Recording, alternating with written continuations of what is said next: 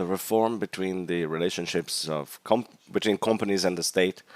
And this is a think tank with the objective of bringing proposals and policies for us to help rebuild the social fabric of Brazil that has been such a damaged country in the last few years, with the difficulty of interaction between many sectors. And this seminar now has been thought of as a place for us to have a dialogue with the left, the center, and the right. I don't think I can talk about the extreme right because they won't dialogue, but if they could, we would be open to dialogue, of course. And this panel that we will have here now is, we have a huge loss with Pastor Henrique Vieira came in. He couldn't participate now because his flight was delayed, but he appointed a substitute here, which is Lucas, who is here with us. So please come to the stage. Our first lecturer, who is Fellipe dos Anjos. He's a theologist and a researcher in religious sciences. He's coming from the Methodist University of São Paulo. He is the author of Method of Sacrifice, the Religion and Life in the Favelas of Rio de Janeiro. I think that's a huge topic for us to talk about today. He currently lives in Brazil, in Brasilia. He is now an advisor for Henrique Vieira, the House representative. So we have a huge name here for us to talk to. And I would like to also invite Lucas Borba, please. He is being appointed as the substitute for Pastor Vieira last minute, and he can also talk about the presentations that we have now about this very subject now, and if that's okay for you. Okay. Good afternoon. This is such a great responsibility, to speak on behalf of one of the main religious figures of Brazil today, Mr. Vieira, and he's also one of the main names in politics. So it has been a last-minute call. I've been aware of this for 5 minutes now, and I was in another panel. I wasn't going to participate in this one here, but I am Lucas. I am a manager of advocacy and in the organization Nossas, and also I am a theologist. I am the vice president of IBAB, but it's interesting to say that because I come from Candomblé, right? So let's say, well, let's add a Macumba person here to moderate, but maybe not moderate too much. Let's make everything spicier here because I come from Bahia, which is the Oximbarã site there for the religion, and we have more than 2,600 sites acknowledged as national inheritance sites here of Brazil, and half of those are black. And sometimes people don't even know how to deal with terreiros, but actually you have hundreds and hundreds of churches that deal with that, and they include terreiros as well. But of course, the problem is that we don't often acknowledge other religious fields. So my function here, in addition to moderator, is as a figure that will show that the religious diversity might coexist with evangelical people such as yourselves, and in respectful dialogue, which is something that everybody who believes in a democracy has the obligation to preserve. So, Fellipe dos Anjos, please, you have the floor. Thank you. Hello, everybody. It's a pleasure to be here with you. I will speak initially about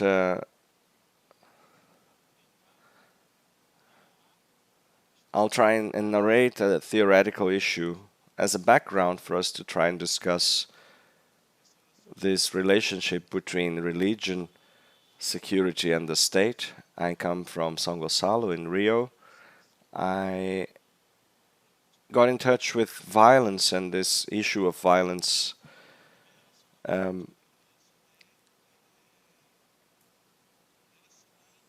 I got in touch with this issue of violence due to the territory where I was born and where I grew up in São Gonçalo.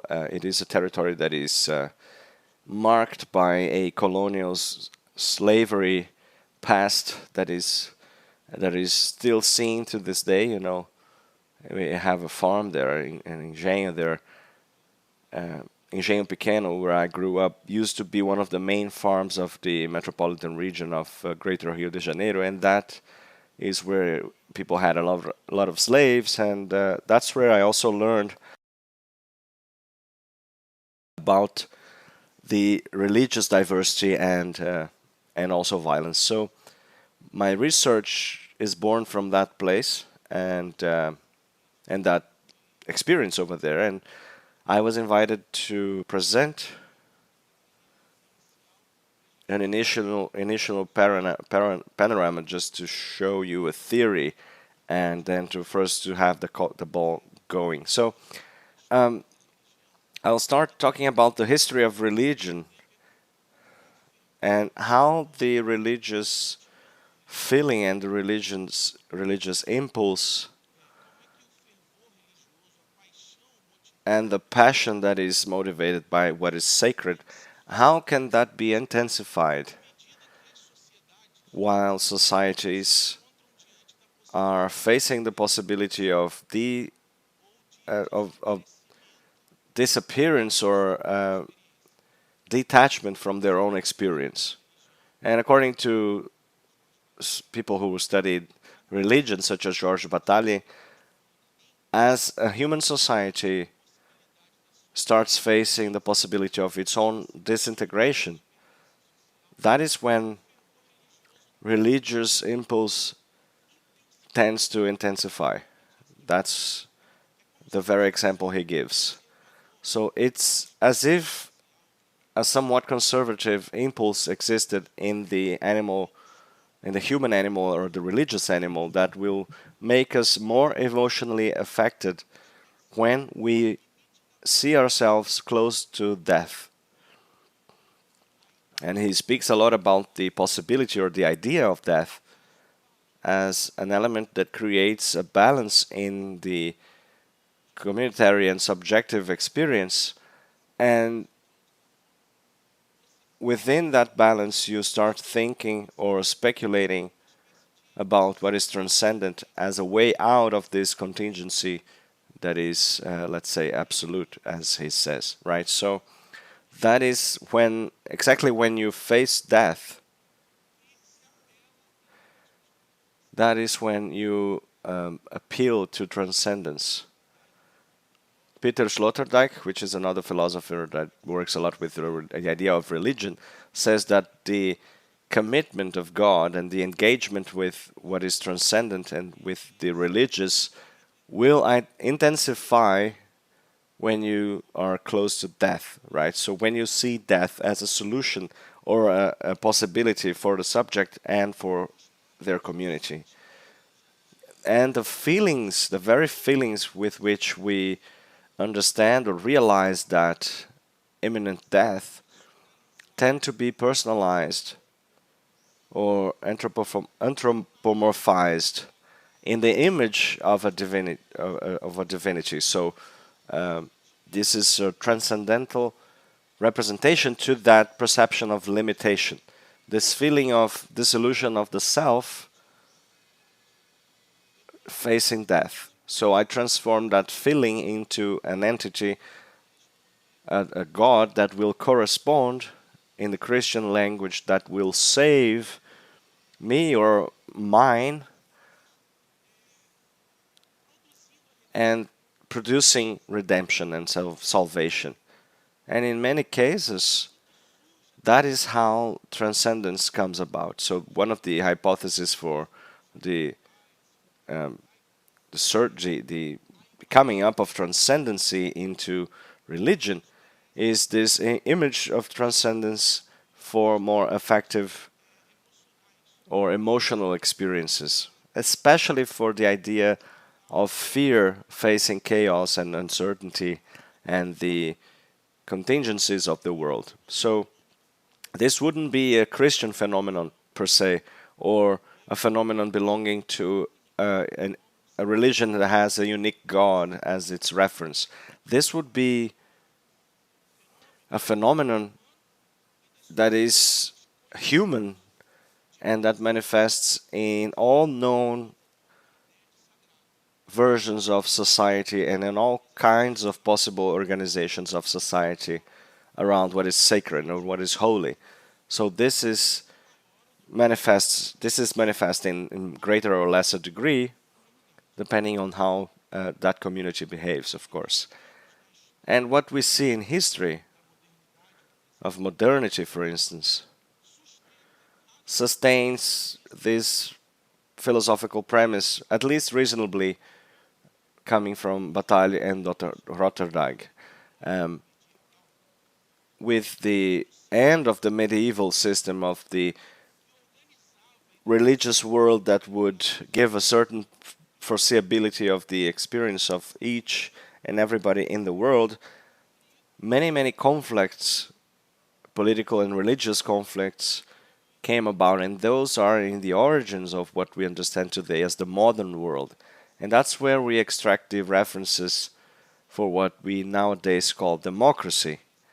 Before those regimens that were relatively stable or virtually stable, the Western world was deep in religious war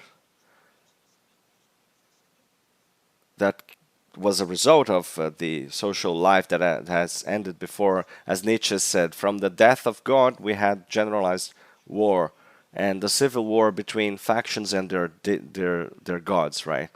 The mafia problem or the criminal faction problem that we have in modernity is associated to how those militia, including those which are religious, would try and deal with the experience of the dissolution of the world that has been ordained by God or the church before. So the model of democracy that nowadays we dispute is in practice one of the strategic attempts to reorganize the social world, which is made out of those assassins sent by God, right? And then we have secularization, rationalization, modernization of the state. Let's try and reorganize the state in a way that the religious passions that brought us the war will behave themselves and will dampen a little bit. And let's try and organize society in a way in which God and the religious maxims won't be the problems for us to solve with politics and the changes in society. So this has been directly associated to the catastrophic effects of those practices and religious passions. So they needed to be regulated and balanced by a strategy that should be universal, external, and general. That would be at least the hypothesis. In other words, let's create a democratic order that will bring a strategic response to the problem of religion, the problem of violence, and the issue of holy wars in the name of God. In the case of Europe, the wars that were fought on behalf of the Christian God specifically. So the solutions have been found, such as a public field where you would have science and reason articulated between themselves, and also on the other side of the aisle we would have religious experiences and subjective experiences free to happen there. And a model of democracy that would organize their inner space from the reformulation of what was the religion experience that started to be called whatever is outside of democracy,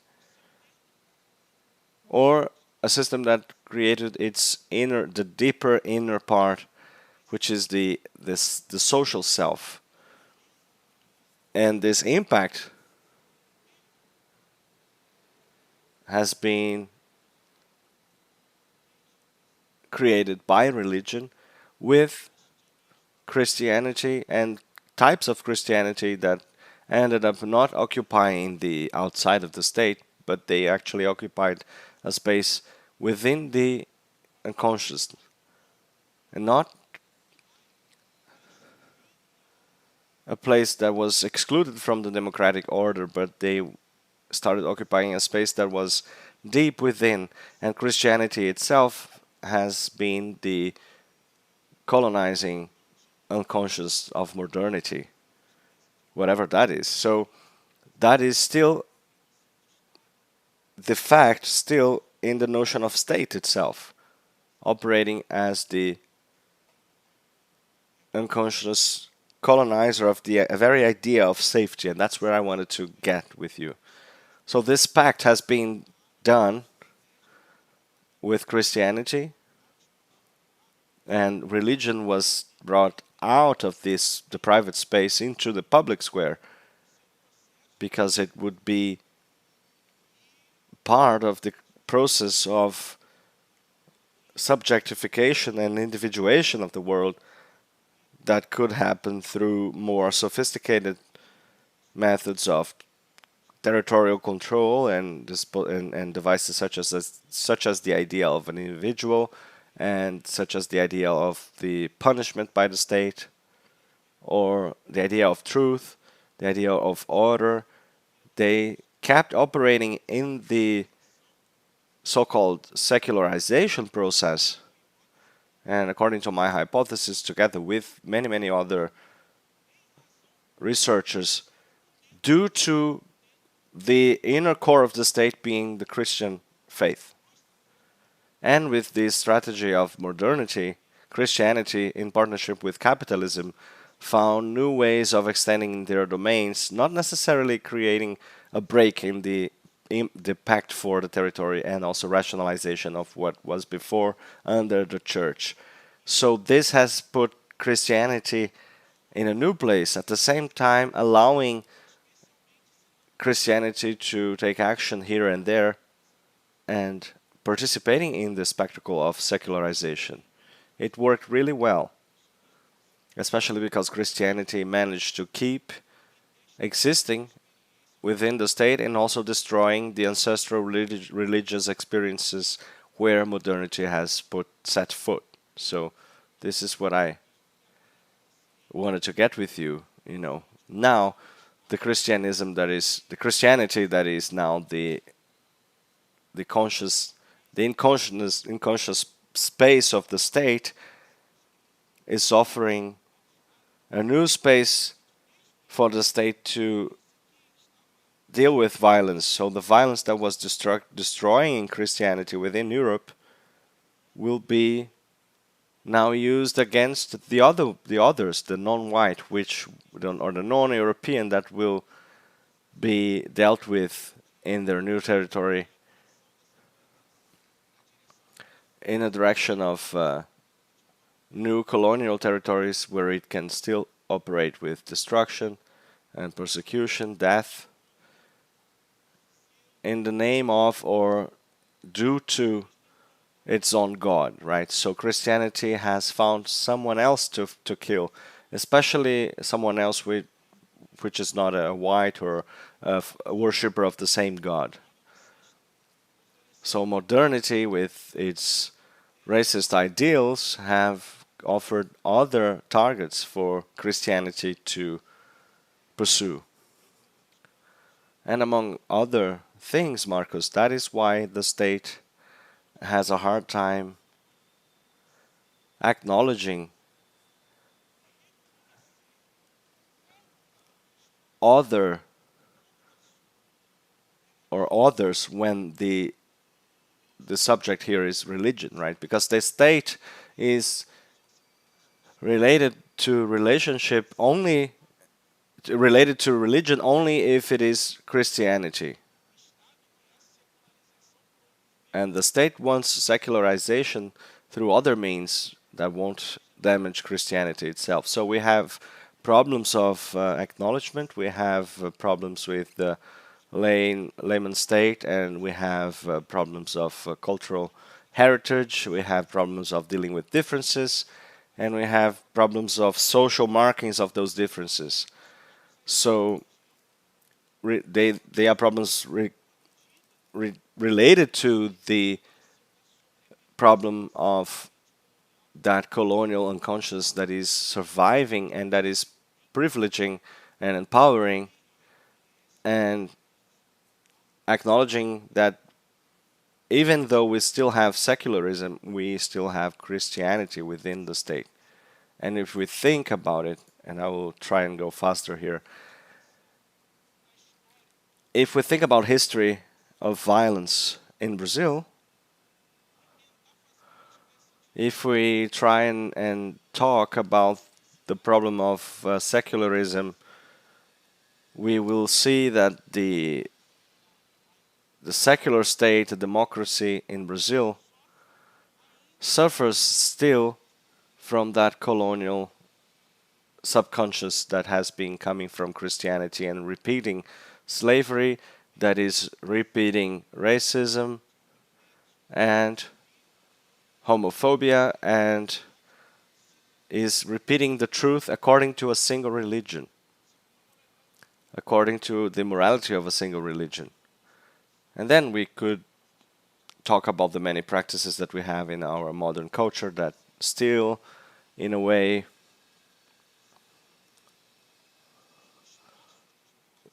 make way so that one religion will be allowed, while this very religion will still give way to violence using institutions and using public security against the experiences that we have. So this is what I had to share with you. I really appreciate your time. And thank you for the invitation, Marcos. Congratulations, Lucas. Oh, Felipe, actually, for your speech about this topic that is a very dear topic to us. I will directly let I'll just let Mr. Lobas talk already. Well, initially, good afternoon, everybody. And if you just arrived, I think I'm sorry for you because you were supposed to see Mr. Vieira here in my place, and I'm here as a substitute. So I apologize for that. I was caught by surprise, so my speech is not as well tailored as such as the previous ones. So even if I wanted to, or if I had the time, I couldn't do it justice. So currently, I live in Rio, and my contribution has been within the secular community, dealing with climate justice, race, and gender.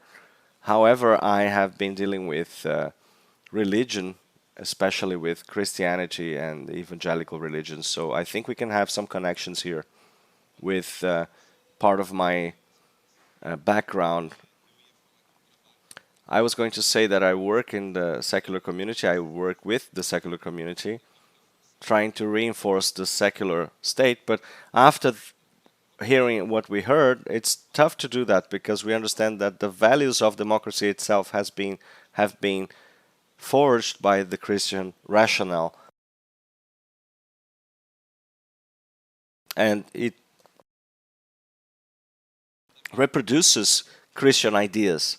And quickly trying to just draw a line here, I wanted to say that the problem is really the absence of the state in the territories that will perpetuate the colonizing mentality that is still ongoing in Brazil. However, well, perhaps I should just start here. I'll try, I don't know if I'll be able to, but I'll try and be brief. I know we have a messed up schedule already, and after our Q&A I can interact more. But I come from a city in the state of Rio de Janeiro called Volta Redonda. It has been created by a development project that came from the National Program for Development of Infrastructure. So this is the result of an industrial project. So there wasn't much to do there. I was going to be a builder, like my father and my grandfather. So I would naturally become a builder. And in the industry, I became a builder as it was expected. That was what people would expect from us, to work in the industry.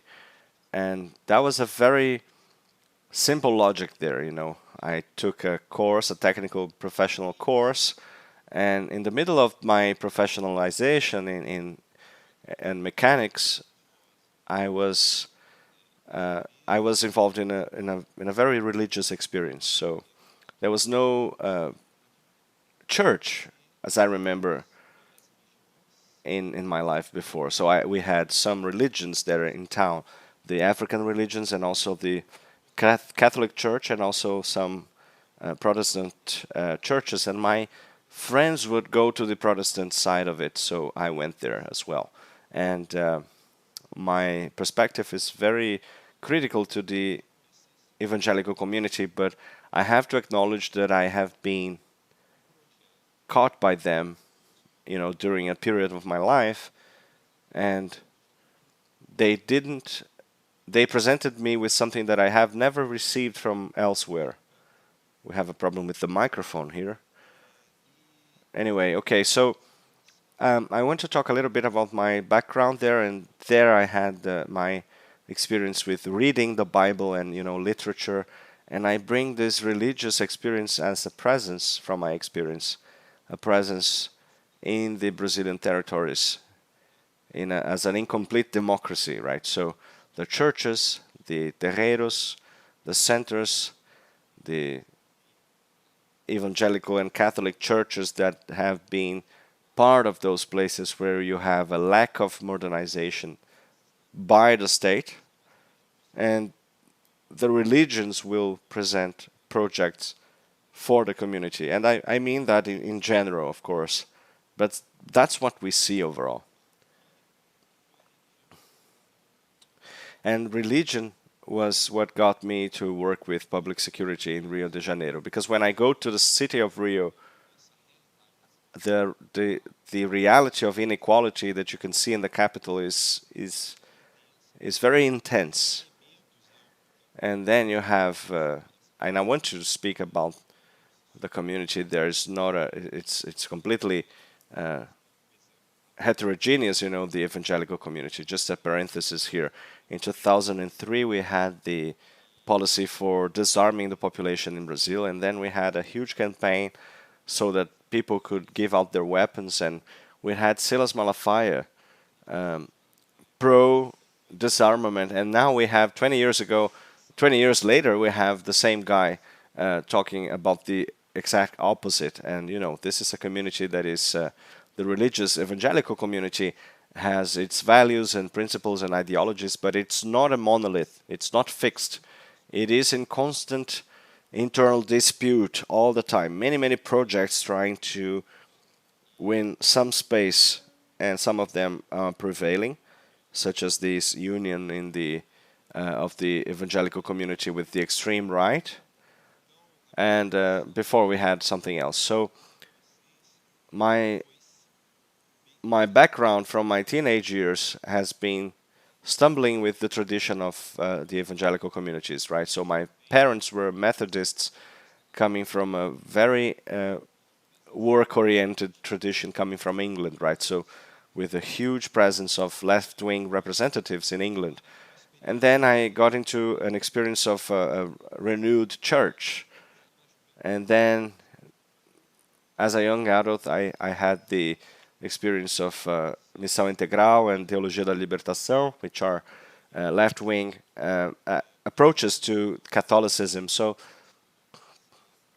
in my impulse to understand the social phenomenon with the sciences of theology and then sociology, I started working in an organization that was born out of the work of an evangelical pastor called Rio de Paz, and it was created to deal with the high rates of murder that we had in Rio in 2007. And I don't have the data right now. It was like 30 or 40 for every 100,000 inhabitants. So those were alarming numbers, and it was the goal was to face that culture of lethality and violence. So one of the things that we would do would be to follow up closely with the children who were victims of the war on between drug dealers and police, right? So, if I'm not mistaken, we had like 105 children killed by bullets that we call bala perdida, right? It's a missing bullet, right? So people who were caught off guard during a conflict and killed, so unintentionally. So I want to speak about that experience because we would deal with those kids immediately when a case happened, and then we would give support, legal support and emergency support to those families, and most of them would be living in the favelas or in very poor neighborhoods of Rio. I've never seen a case of a kid that was killed in the southern zone or in the downtown, the central part of Rio de Janeiro.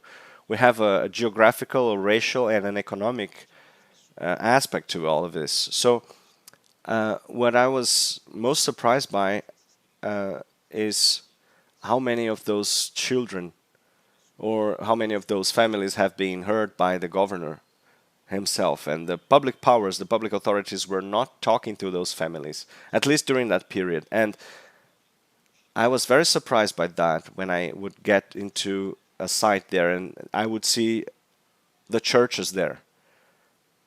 So we would cover costs of burials and funerals, and the families couldn't do that. So we would start a campaign to pay for those costs, and there was a minimum state presence there, be it municipal or the state of Rio de Janeiro.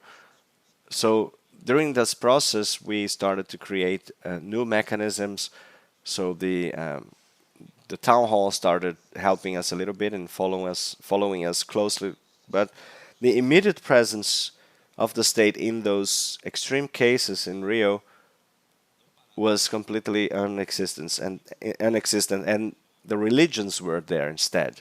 So the religion has a place there, which is a complex place. It's a very contradictory place, and it is filling the gaps of the lack of management, of public management, and it's also dealing with the gaps that we have as a project of a country, right? And at the same time, those religions are actually aiding people and supporting people, and at the same time, evangelical or African religions, we have the same religious segments now supporting an extermination project within the police forces of Rio de Janeiro state, right? So if you go to BOP now, the elite troop of the military police of Rio de Janeiro, you will have a biblical text saying that Ezekiel would go to a dry bone valley there with a bunch of skeletons, and those bones, those skeletons will become a human being. That's a biblical narrative, and they created a panel there. And the valley there becomes a police agent, and then it becomes a sniper. So the skeleton becomes, instead of just being a saved soul, a human being reborn in Christ, it becomes a police officer, and then it becomes a sniper. So that's where I want to conclude here. This contradiction environment is one that the public authorities don't know how to deal with.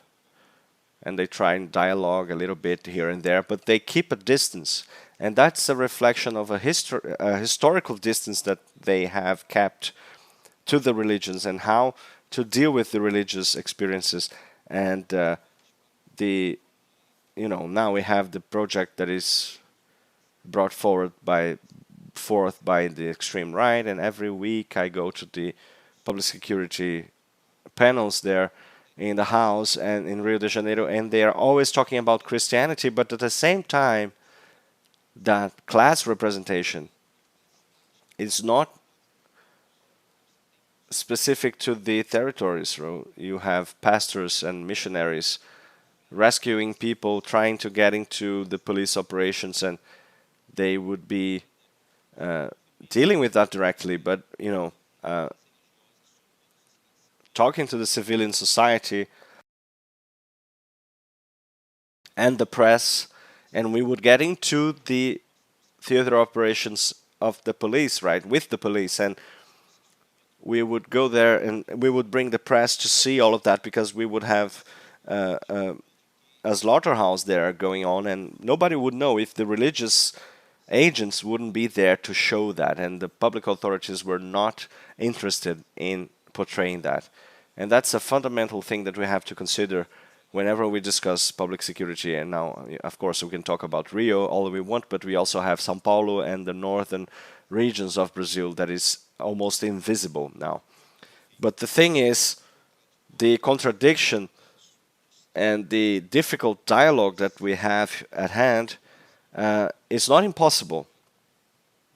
And I think the way forward to deal with that is a political project that is managing both the religious dimension and the legal dimension at the same time, and considering both worlds. And, you know, in 2003, we had the involvement of religious leaders in this discussion. So we would see women bringing their husbands' guns to be taken away, you know. And 20 years later, we have lost that debate. Well, because the extreme right project has been now dialoguing with the same community, and they found authoritarian elements within fundamentalism, and then you have fertile ground for this kind of politics that we have seen now. And now we have other elements in the evangelical communities that are passive and restorative elements, such as the Theology da Libertação. This is one of the cases that we can see. It was a project that has been spread throughout Brazil, and they brought the union policies and the left-wing policies to the churches, and then we created a party out of this, which is the Workers, the Laborers Party, which is PT in Brazil, and now we have a little bit of that in the evangelical communities as well.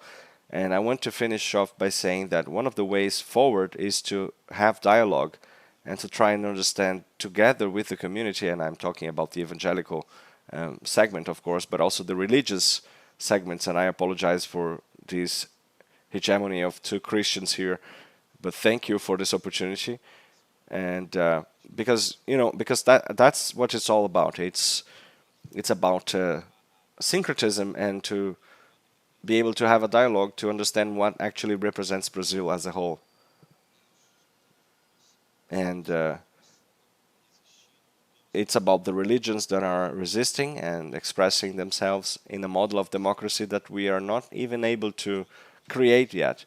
When we can see the terreiros from Umbanda and Candomblé, and we should learn from you guys. So thank you very much for the opportunity here, and I think we can debate a little bit if we can. Congratulations, Lucas. I would like to talk a little bit before we keep going here. I was the National Counselor for Public Security in the Ministry of Justice, and I also worked at the presidency a couple of years ago. I've been around for a while, as you can see from my old balding face. I used to have a lot more hair back in the day. So it came to a point when the communities in Rio started to expel people who were professing African religions, right? And sometimes we would receive reports from people who have been expelled from communities, and they just wanted to have access to their own goods or their own houses, because they have been expelled with the support of the Christian religious people and religious leaders that were there, And one of the communities that I visited, right next to the Catholic church there would be a van there, and there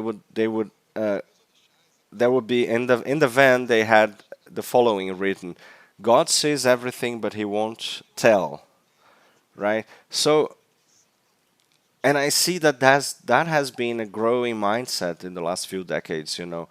The African religions have been losing space, be it in the drug trafficking spaces or in the militias, under the militias, and how the public security system, or at least the police itself, has been operating, building sectors for police forces that are religious and that are actually mimetizing those elements, like in your examples of the police officers who are actually using biblical references to see the others as their enemies,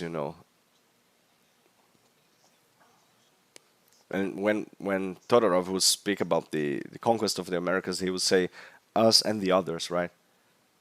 And it's tough to win a debate here between us and Fellipe dos Anjos, right? It's really hard to compete with those metaphysic credentials that he has. But anyway, it is to show that the public security devices, the public security system, and the drug trafficking systems and their own devices will have a meeting point, which is the dialogue with neo-evangelical communities. Sometimes they would have them in the prison system, and they would have participation also of the communities that are, they are, as communities, they are interacting between religious parties that are coming up from evangelical churches that are intolerant and that have a hard time dialoguing with the others. And in general, at least, I'm from Bahia, right? So in Bahia, they always want to go for the offices that will deal with social assistance, right? So they understand that to be their preferred space when they are with evangelical leaders. They put people there in those bureaus that to say, well, we can give you the possibility to sell popcorn on the square, you can distribute some soup at night for the poor.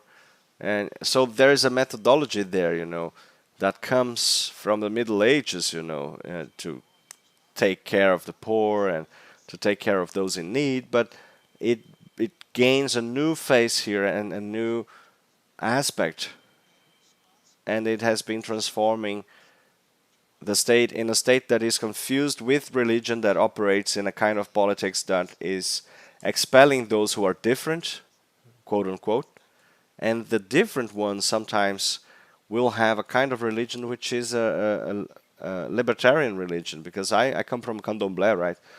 It's tough, It is a tough pill to swallow, Before we had the environmentalists, Candomblé would be talking about the environment. Before we had the debate about people with special needs, we would have an orixá, which was Saci Pererê, with only one leg.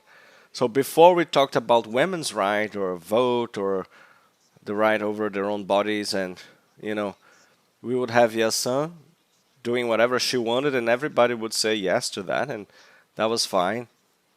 And Oshun would marry with 3 men, and that was okay, right?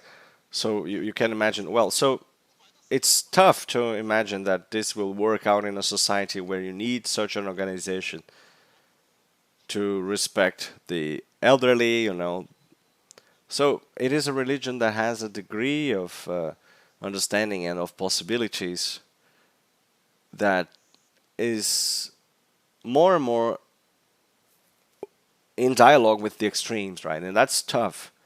And I usually say, look, I think it's better for us to just hold our horses a little bit, because it's difficult for us to speak about how we understand the world, and people will say that the center has lost the election because of us, because of the left, right? And everything now is the fault of Madonna and Anita in Copacabana during the show, right?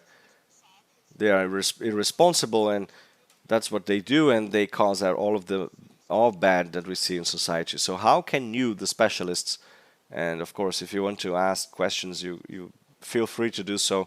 I'm just putting one question on the table here, and please help us out here. How do you think we can change this area of public security in order to transform Brazil in a true nation. Because I say that Brazil is not a nation. Brazil is not a nation, first of all, because the 55% of the black population of Brazil is not acknowledged as part of the country. Every 3 minutes a black person is killed here. It's like a big airplane being shot down from the sky every week. We're full of black people, and people don't worry about that. Whenever a police officer dies, and if they're black or poor, people say, well, if you have a dead soldier, you will dress another one after that, right?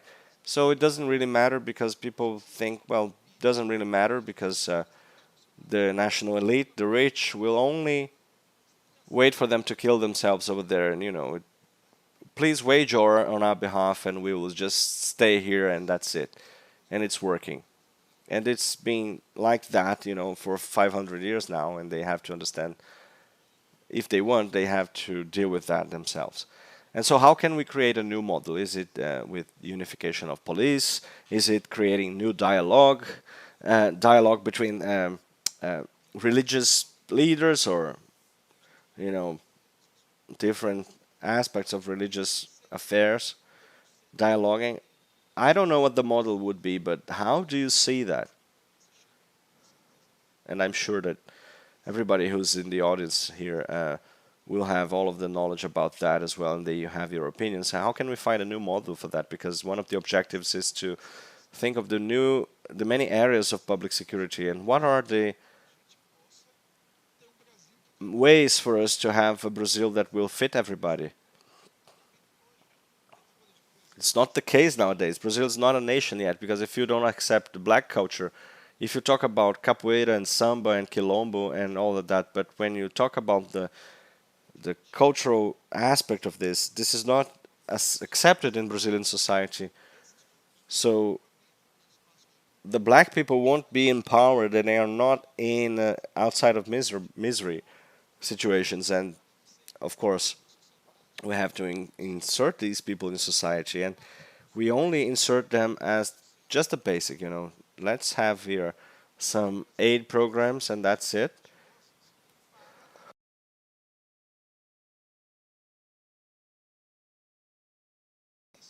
Brazil has had many policies for white people, and you say, well, I've never seen that, but you have. Actually, the migration, you had a lot of Germans killing themselves and Italians killing themselves, and Brazil said, no, let's bring them here to substitute the black, and they won't be black in a couple of generations. And then we solved the problem. But it didn't work out. But Brazil has paid for people to come here. So you will see that the Italians created São Paulo, the Germans created Rio Grande do Sul, and the black have been forbidden to come. Well, the American black would say, well, since we don't have any space in the United States, let's try and go to Brazil. Let's go there. And they have been forbidden to come. Brazil said no to them. No, we're talking about people. We don't want things that decided to become people now after slavery. That's how they thought. And I'm saying silly things here because it's sometimes better to decrease pain than to just talk about it directly. And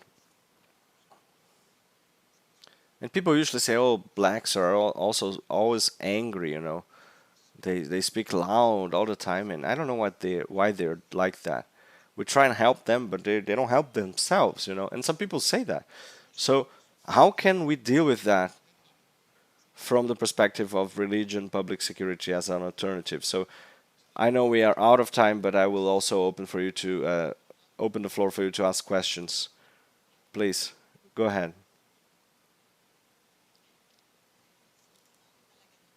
I'm Samia. I'm a police officer in Valparaíso. I am a police chief in Dean. One of the things that we have is the silence of victims, right? Because we have domestic violence in the outskirts of the cities, and you have religious people, and then, sometimes the victim has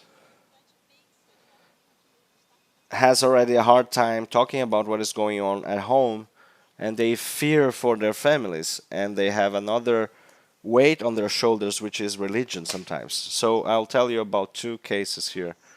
Very out of the curve, right? So a daughter has been raped by the father.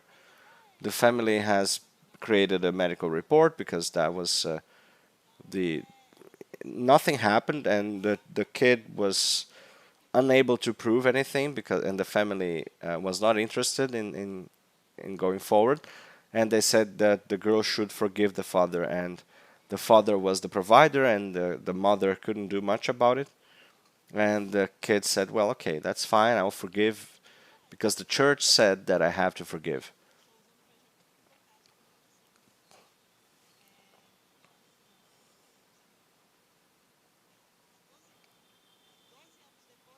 12 years later, the grandkid, the granddaughter, has been raped, right? So they said, well, let's forgive because we're Christians and we talk about forgiveness. Let's turn the other face. And then we never heard about that later. This is one case, it's not the only one. And then we have another case like women being humiliated again and again, and they get into a huge depression. They don't want to eat anymore. And what was the reason? They wanted to divorce. She just wanted to die already, but the family wouldn't accept a divorce, right? And the vulgar term that my father said, well, are you going to be just a woman out there in the world? Because, divorce would be seen with as a humiliation itself. So he wouldn't spank her or beat her or anything like that, but she was psychologically hurt. And she had to keep going. She had to live with that person that she didn't want to live with anymore because religion said that she should, that marriage is forever. And how can we deal with that? How can we as public agents come to the victim and say, hey, you should talk about it and you should react to this? And how can we deal with that so it doesn't become a huge taboo for us? Because without the victim talking, and sometimes even when the victim talks, it doesn't work. It's tough even when the victim cooperates, but sometimes the victim will be able to speak after 3 years. In this case, it was after 14 years. So, how about the other victims that sometimes don't want to speak or feel ashamed of speaking?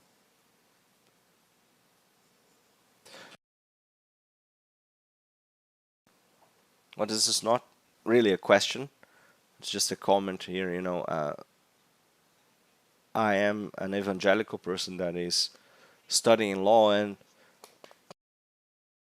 this is something I always think about, the matter of contradiction. So we have a space in university for research of violence against women, and we have the space in a community because religion is very prevalent in my reality. The evangelical community is very strong, and we have another space, another environment,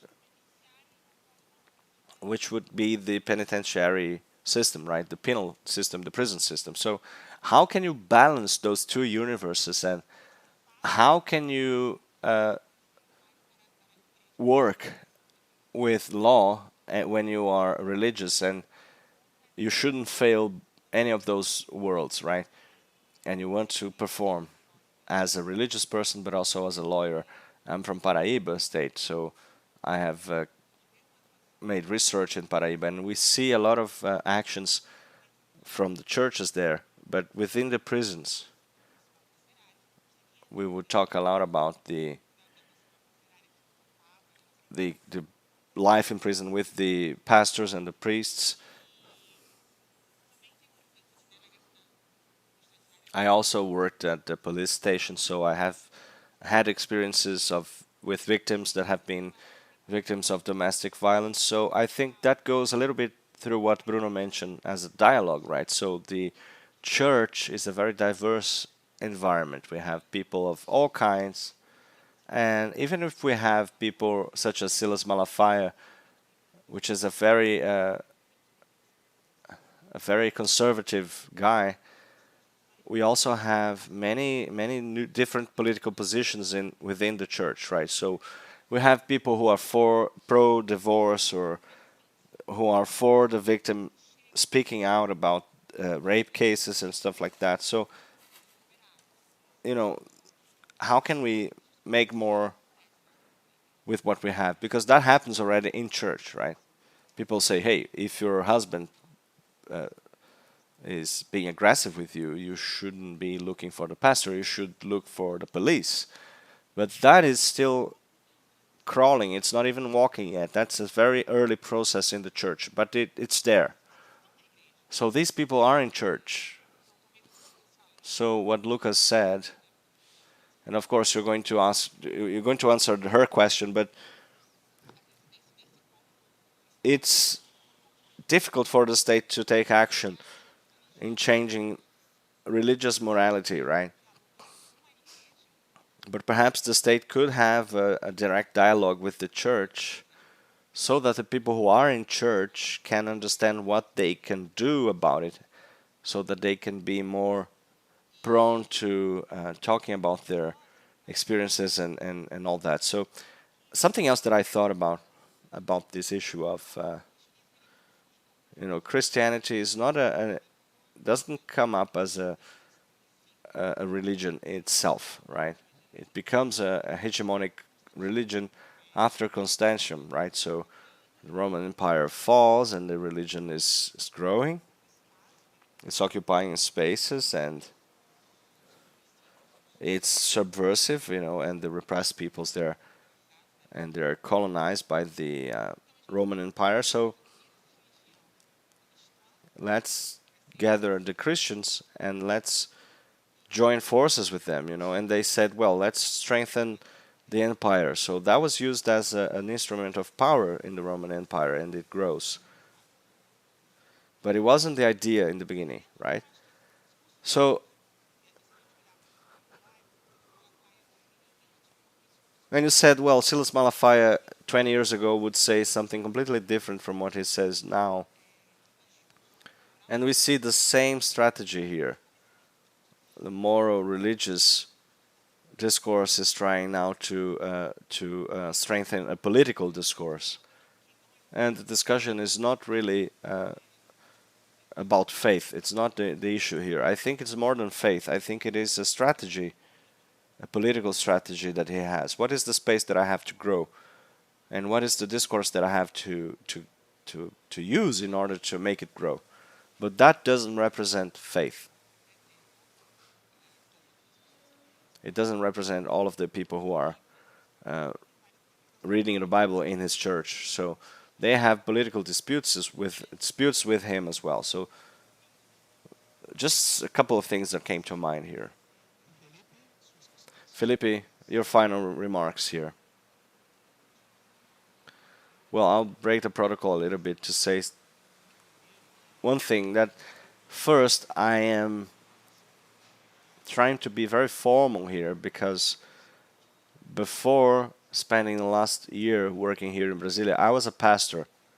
So the pastor is not used to limits when they talk, right? It's bizarre for me. If you're going to give me a time limit, I have a text here I have to read, So I'll try and synthesize everything here. So first, I started by saying that there is a moment in social life when we are more intensively religious. And I said that it is the apocalypse, or the near-death moment, right? I don't know about you, but when Marcos describes what he saw, when she describes what she has been through, I have the feeling of going through that apocalyptic, catastrophic moment. Krenak would say a landslide, right?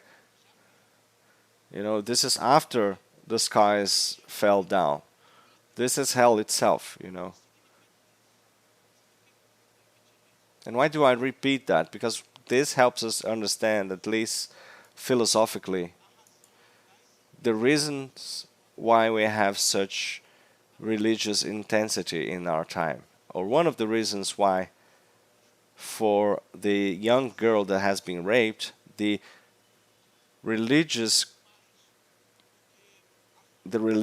aspect of it is more determinant than the social one, because that is the experience of the apocalypse in her life. It's a catastrophe in her own life, and that's the catastrophe that Brazil has been living in for centuries. And in this Brazil,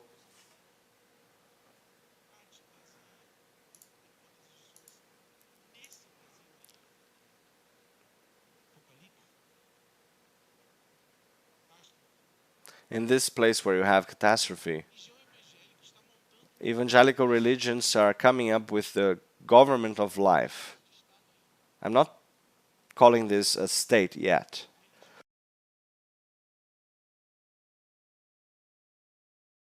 But it is a government of life which will go from morality or the formation of a self, a childish self, up to means to domesticate that childish self using diverse sexuality. And so it goes from that to the assistance, and now it goes to public budget and the public security forces and the presidency, and how the government of life, you know, the alternative government of life, will take up institutions, not only talking about morality, privacy, and individuality, but also institutions. And in that sense, I mean to say, I've been working intensively for a year now with this. And I want to say that there is a government of life going on now, and this government is not tolerating being limited by an institution such as the state. It's no longer tolerating that. So what do I mean by that? I mean that notions such as crime or law or security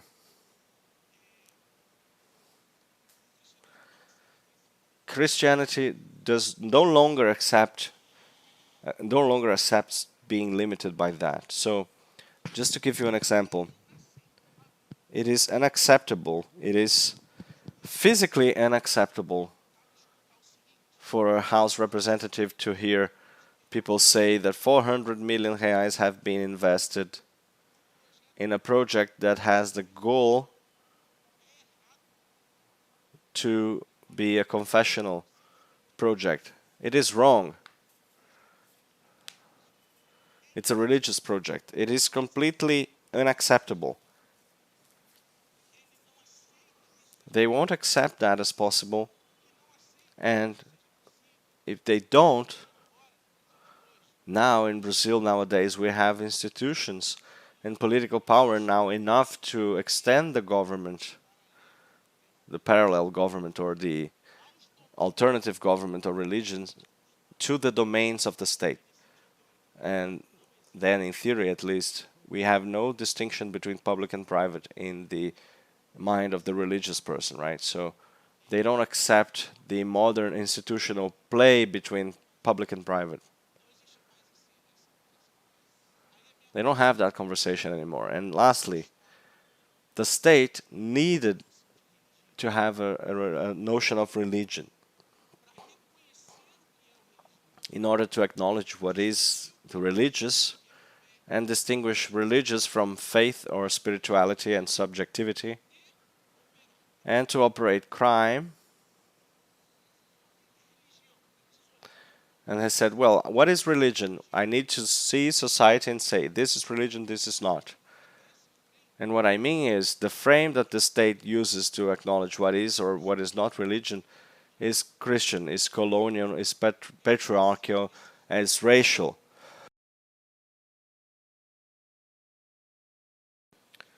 And there is no other frame being used that is not Christian. So in my solution hypothesis as a public agent nowadays, well, we need, more than ever, we need to reframe it in order to have a new way of acknowledging that should be pluralist, that should universally distribute law, because now, if we go to Recife, for instance, and Maracatu says that it's being appropriated by the evangelical churches, the state doesn't know what to do in order to acknowledge the right of the Maracatu houses in that case. First, because of politics, because they say, well, I won't touch the evangelicals, they are the source of votes for the election, they are the future. And number two, why is it wrong? And they will say, right?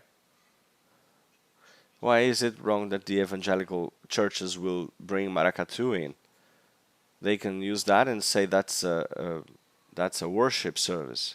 And they might say, well, this is religious freedom. We have no way of facing that legally. So we have to have a discussion on that, because that affects many policies that we have nowadays in Brazil. If you criticize the pastor about what he said in regards to a crime in the name of God, he would say, no, this is religious freedom. If you say that's a crime, this is a crime because this is actually a crime what you're doing, because you're talking bad about a religion. And that will work really well, right? And after that, we might have a parallel government that people would say, well, it's a mafia, it's a faction, whatever that is. They would have the governmental life in their hands. So we have to discuss another framing for that and another way to acknowledge what happens in regards to religion. That is my civil servant view of this. Thank you, Fellipe. Lucas, I'll try to be very brief here. Fellipe said that, but I'll try.